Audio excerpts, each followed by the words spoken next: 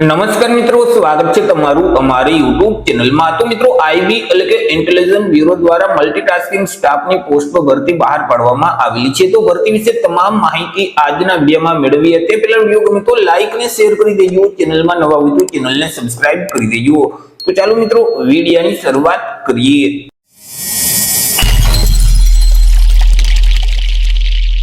તો મિત્રો આઈબી એટલે કે ઇન્ટેલિજન્સ બ્યુરો દ્વારા જે એમટીએસ એટલે કે મલ્ટીટાસ્કિંગ સ્ટાફની જે જગ્યાઓ ખાલી છે તો તે જગ્યાઓ ભરવા માટે લાયકાત ધરાવતા ઉમેદવાર પાસેથી અરજી ફોર્મ મંગાવવામાં આવેલા છે। તો સૌથી પહેલા આપણે વાત કરી લેશું કંઈક અગત્યની તારીખ વિશે। હવે મિત્રો આજે ભરતી છે તેમાં જો તમારે અરજી ફોર્મ ભરવું હોય તો ઓનલાઈન અરજી ફોર્મ ભરવાનું રહેશે। ઓનલાઈન અરજી ફોર્મ ઓલરેડી શરૂ કરી દેવામાં આવેલા છે। 22/11/2025 થી અરજી ફોર્મ શરૂ કરવામાં આવેલા છે। 22/11/2025 થી લઈ અને 14/12/2025 સુધીમાં તમારે ઓનલાઈન અરજી ફોર્મ ભરી દેવાનું રહેશે।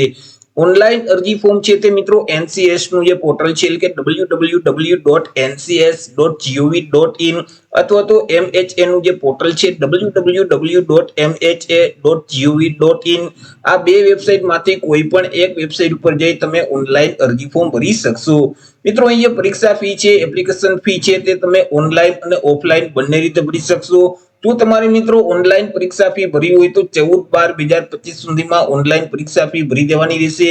પરંતુ જો તમારે ઓફલાઈન પરીક્ષા ફી ભરી હોય તો SBI નું જે ચલણ છે તેને ડાઉનલોડ કરી તેની પ્રિન્ટ કાઢી અને SBI ની કોઈ પણ શાખામાં જઈ 16/12/2025 સુધી તમે ઓફલાઈન પરીક્ષા ફી ભરી શકશો। ચર્ચા કરી લઈએ મિત્રો જગ્યા વિશે કે કુલ કેટલી જગ્યા છે અને કેટેગરી મુજબ કેટલી જગ્યા રહેશે। તો કે કુલ 362 જેટલી જગ્યા પર આ ભરતી બહાર પાડવામાં આવેલી છે। આ જે 362 જગ્યા છે તેમાંથી 160 જગ્યા સામાન્ય વર્ગના ઉમેદવાર માટે રહેશે। 72 જગ્યા છે તે ઓબીસી કેટેગરીના ઉમેદવાર માટે રહેશે। એસસી કેટેગરીના ઉમેદવાર માટે 42 જેટલી જગ્યા છે। એસટી કેટેગરીના ઉમેદવાર માટે 54 જગ્યા, જ્યારે ઈડબ્લ્યુએસ એટલે કે આર્થિક રીતે નબળા વર્ગના ઉમેદવાર માટે 34 જેટલી જગ્યા રહેશે।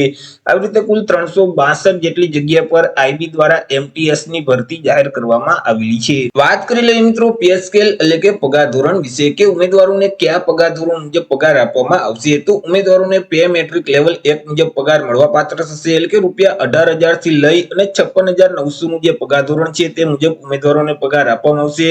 સાથે સાથે અન્ય જે લાગુ પડતા ભથ્થાઓ છે તે પણ ઉમેદવારોને મળવાપાત્ર થશે। એજ્યુકેશન ક્વોલિફિકેશન એટલે કે શૈક્ષણિક લાયકાતની વાત કરીએ કે ઉમેદવારની શૈક્ષણિક લાયકાત કેટલી હોવી જોઈએ।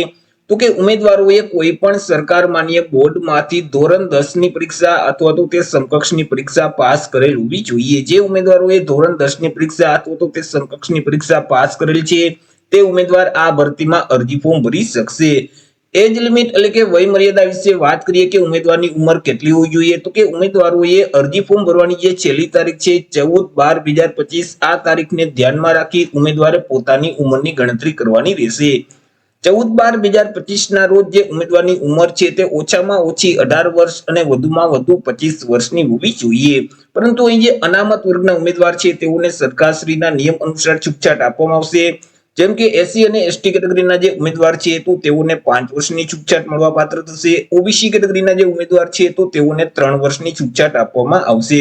મિત્રો અહીં અરજી ફોર્મ ભરતી વખતે તમારે ફોટો અને સિગ્નેચર છે તે અપલોડ કરવાના રહેશે। તેમાં તમારે ફોટોગ્રાફ કેવો અપલોડ કરવાનો રહેશે તો કે તાજેતરનો કલર પાસપોર્ટ સાઇઝનો ફોટોગ્રાફ તમારે અપલોડ કરવાનો છે કે જે 12 અઠવાડિયા કરતા વધારે જૂનો ફોટોગ્રાફ ન હોવો જોઈએ। બ્લેક એન્ડ વ્હાઇટ ફોટો તમે અપલોડ કરશો તો તે ફોટોગ્રાફ છે તે માન્ય ગણવામાં આવશે નહીં। તે સિવાય તમે જે ફોટોગ્રાફ અપલોડ કરો છો તેનું જે બેકગ્રાઉન્ડ છે તે વ્હાઇટ કલરનું હોવું જોઈએ।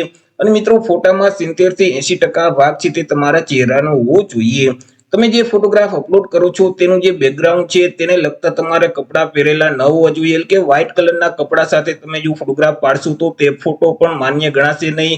તમારે કલર તાજેતરનો પાસપોર્ટ સાઇઝનો ફોટોગ્રાફ અપલોડ કરવાનો છે કે જેનું બેકગ્રાઉન્ડ છે તે વ્હાઇટ કલરનું હોવું જોઈએ। જો તમે મિત્રો નંબરવાળા ચશ્મા પહેરો છો તો ફોટામાં તમારી આંખ છે તે સ્પષ્ટ એટલે કે ચોખ્ખી દેખાવી જોઈએ। અને તમે જે ફોટોગ્રાફ અપલોડ કરો છો તે ફાઇલનું ફોર્મેટ જેપીજી અથવા તો જેપીઈજી ફોર્મેટ હોવું જોઈએ। અને ફાઇલની સાઇઝ છે તે ઓછામાં ઓછી 100 KB અને વધુમાં વધુ 200 KB સુધીની હોવી જોઈએ। સિગ્નેચરની વાત કરીએ તો અહીં મિત્રો તમારે વ્હાઇટ પેપરમાં એટલે કે સફેદ કાગળમાં કાળી પેનથી સહી કરી અને તમારી સિગ્નેચર છે તે અપલોડ કરવાની રહેશે। તમે જે સિગ્નેચરની ફાઇલ અપલોડ કરો છો તેનું ફોર્મેટ જેપીજી અથવા તો જેપીઈજી ફોર્મેટ હોવું જોઈએ। અને ફાઇલની સાઇઝ છે તે ઓછામાં ઓછી 80 KB અને વધુમાં વધુ 150 KB સુધીની હોવી જોઈએ। એપ્લિકેશન ફી એટલે કે પરીક્ષા ફી વિશે વાત કરીએ કે કયા ઉમેદવારોએ કેટલી પરીક્ષા ફી ભરવાની રહેશે, તો અહીં તમામ ઉમેદવારોએ પરીક્ષા ફી છે તે ભરવાની છે, કે જેમાં મિત્રો એસબીઆઈ જે ગેટવે છે તો તેની ડિપોઝિટ પેટે તમારે 100 રૂપિયા પ્લસ જે મિત્રો અહીં રિક્વાયરમેન્ટ પ્રોસેસિંગ ફી છે ચાર્જ છે તે 550 રૂપિયા, એવી રીતે કુલ મિત્રો તમારે 650 રૂપિયા છે તે પરીક્ષા ફી તરીકે ભરવાના રહેશે, પ્લસ જે બેંકનો સર્વિસ ચાર્જ લાગે તે તમારે અલગથી ચૂકવવાનું રહેશે। પરીક્ષા ફી તમે ઓનલાઈન અને ઓફલાઈન બંને રીતે ભરી શકશો। વાત કરી લઈએ સિલેક્શન પ્રોસેસ વિશે કે ઉમેદવારનું સિલેક્શન કેવી રીતે કરવામાં આવશે, તો ઉમેદવારનું સિલેક્શન છે તે અલગ અલગ બે સ્પર્ધાત્મક પરીક્ષાના માધ્યમથી કરવામાં આવશે, જેમાં સૌથી પહેલી જે પરીક્ષા લેવામાં આવશે તે ઓબ્જેક્ટિવ પ્રકારની રહેશે, એટલે કે તેમાં એમસીક્યુ પ્રકારના પ્રશ્ન પૂછવામાં આવશે। કુલ 100 એમસીક્યુ પ્રકારના પ્રશ્ન પૂછવામાં આવશે, એક પ્રશ્નનો 1 માર્ક એટલે 100 માર્કનું પેપર રહેશે। પેપર લખવા માટે તમને 1 કલાકનો સમયગાળો આપવામાં આવશે। તમને જે ક્વેશ્ચન પેપર આપવામાં આવશે તેમાં જીકે સંબંધિત 40 પ્રશ્ન પૂછવામાં આવશે।